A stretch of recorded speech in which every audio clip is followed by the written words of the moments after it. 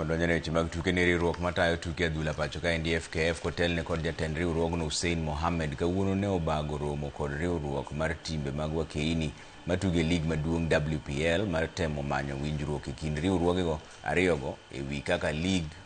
onogono idhi taa e yo makare maonge ywaruok. Timbe 9 ewi 12 mag ligno odiro mokalo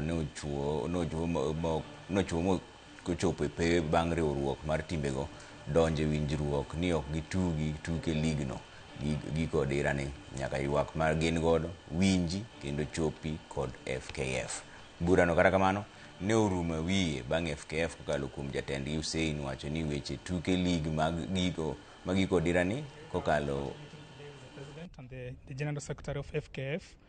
It was more of a clear the air meeting. We did not discuss the main agendas that we had brought into attention with the Federation, but we have all agreed with the Federation that we are going to have another meeting on 8th of April to be able to discuss deeper matters, the main agendas that we had shared with the FKF, and also matters women football.